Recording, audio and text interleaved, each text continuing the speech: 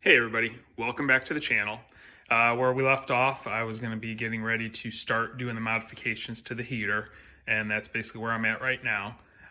So my plans, as I said in the last video, I need to cut down that one lip on the heater core box, and then I can start looking at mounting the assembly on the firewall, where I'm going to need to be placing it based on where the existing through holes are for the two heat lines.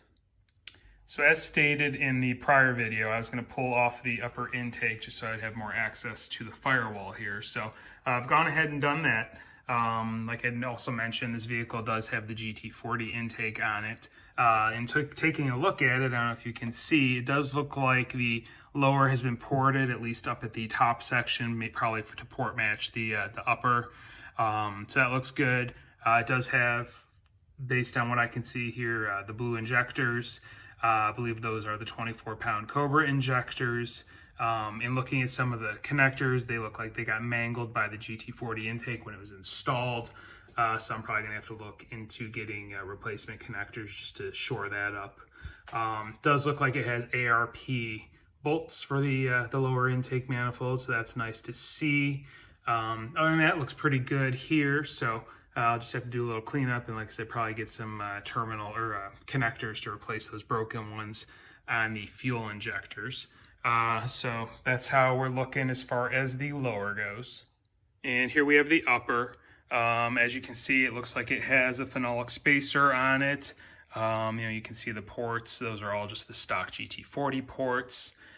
Took a look at the throttle body, and it appears this is the OEM Mustang throttle body that's on here. So it does look like there is a gap as far as step down to the intake manifold. So I probably have some room for improvement there where I can go ahead and get a larger throttle body, possibly EGR spacer. I'll have to check the measurements on both those to make sure everything matches up with the inlet in the intake manifold. I believe the GT40s have a 70mm inlet. I believe the stock throttle body, off the top of my head, is like 62 or 65, something along those lines. So something I'll have to look into. Those little things do add up. It's going to be minimal power, but as long as I have the thing apart, I might as well look into possibly improving that there. So after spending some time with a hacksaw, here we have the heater box. As you can see, the top edge is now flush. Here's the piece that I trimmed off with the hacksaw. So we should be able to get this thing flush up against the firewall. This is, plastic, so it'll bend in a little bit and should fit all right. So next steps are going to be to get this up against the firewall, see where I need to position it, and then I can start cutting the firewall appropriately for getting this mounted up and then mounting the blower motor on the other side. And here we are. I put the dash back in after pulling all of the hosing and whatnot that went across the firewall there on the inside, just so I could start measuring for distance, clearance, and whatnot. To get an idea, I should be able to fit the box in no problem. I did pull the two hose fittings off as well, just because I'm going to have to try and maneuver things around. As far as the engine side goes, I've got blower motor. I had it kind of tucked in here and just messing with it, seeing how it would fit with the ECU harness and whatnot, where it's located. I did have to pull that solenoid off the firewall where it was mounted and just kind of move things out of the way for the moment. So next thing is I'm going to try and find the best position for the blower motor on this side, and then mark a couple hole locations, drill the holes through, and hopefully the other side of the heater box will fit on the underside behind the dash. Like I said, I've been shoving that up under there and kind of have an idea where it needs to be as well. So between the two sides and a few existing holes from that solenoid, I can kind of judge where it's going to need to mount. All right, so it's been 5 days since the last clip you watched.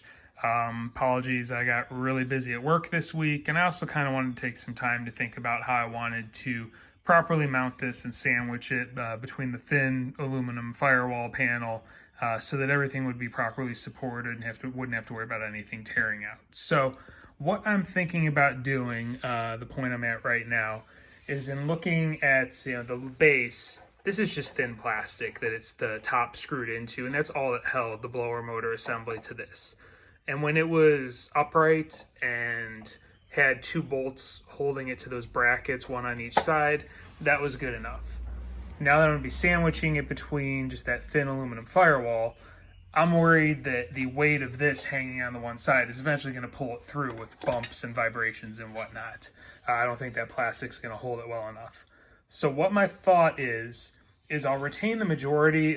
There's 5 screws that, as you can see, one of them I kind of lost that was up in this corner when I had to trim this down. There was 5 screws that held the top to the bottom. I'm probably going to retain the majority of them.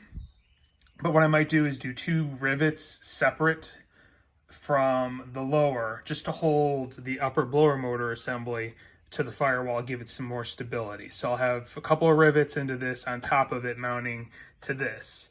And then on the interior side, I can still reuse the 2 holes that were drilled here and here and make some sort of bracket or whatnot just to hold it more securely up to the or up against the firewall. So that way everything should be properly supported. There'll at least be a little more security on this portion holding it to the firewall to keep it from, pulling loose and just tearing out the screws that go into just this thin plastic. So I'm thinking that's going to be my best way to make this work and have the best, most stable structure. So here we are, did some measuring and messing around. What I decided to do, just based on access of what I'm going to have to this blower motor, the top 3 holes that were already in the housing, I'm using those with self-tapping screws, as you can see here, to hold the blower motor to the firewall. I drilled on the outside perimeter 2 holes below, you can see them on each side, and then I re-drilled those holes onto the housing on the other side. And then I'll use a couple of the bottom holes that were already there, and that's what will hold the housing to the blower motor through the firewall.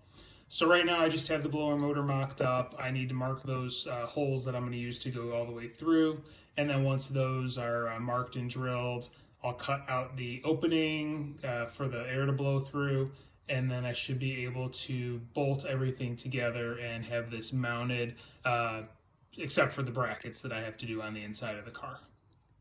And here you can see all the holes that I've drilled for mounting, as well as the rectangular hole that is cut in the firewall for the air to blow through.